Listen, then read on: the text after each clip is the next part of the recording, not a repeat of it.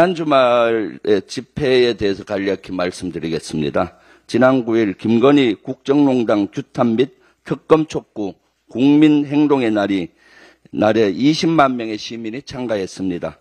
전쟁 책동을 중단하고 윤석열 정권을 퇴진시켜야 한다는 목소리가 아주 높았습니다.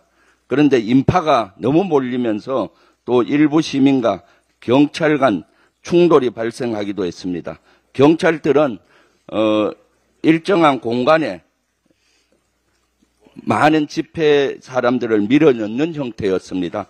그러다 보니까 부상자가 속출했고 11명이 경찰에 연행됐습니다. 특히 한창민 의원은 실제 경찰에게 목덜미가 들피고 넘어지고 이 양복이 찢겨질 정도로 그렇게 무력을 당했습니다.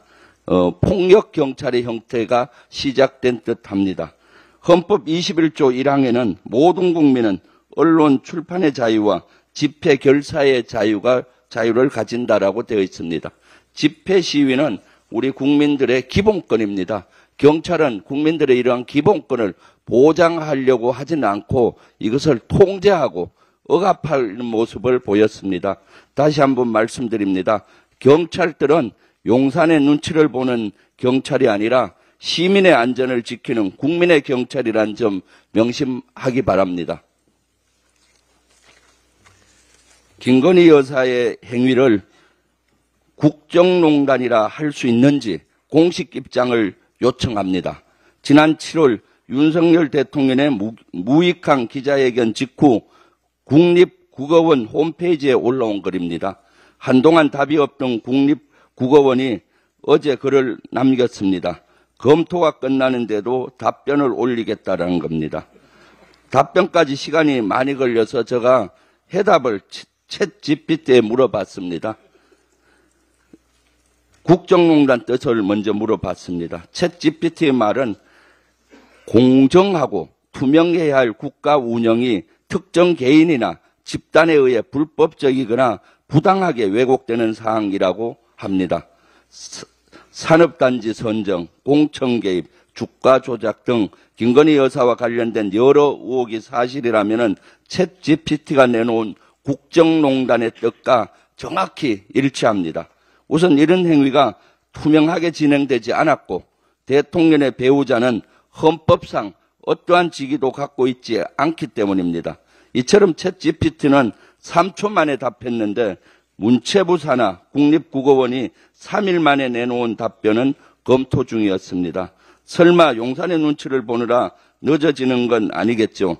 윤석열식 무익한 기자회견처럼 무익한 답변은 하지 않길 국민이 기대하고 있습니다.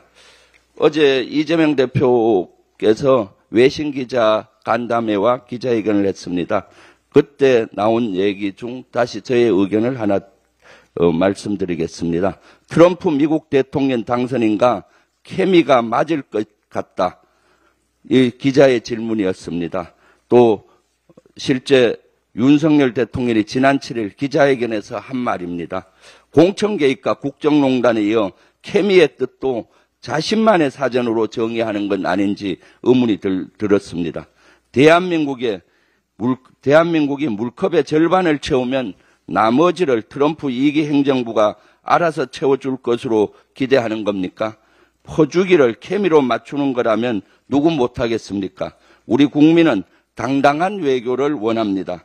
일본을 향한 외교 기조처럼 퍼주기 외교를 되풀이하는 일은 절대 있어서는 안 됩니다. 일본의 이런 사례로 케미가 맞다, 트럼프와 맞을 것 같다라는 의미가 저는 그런 의미로 들리고 있습니다.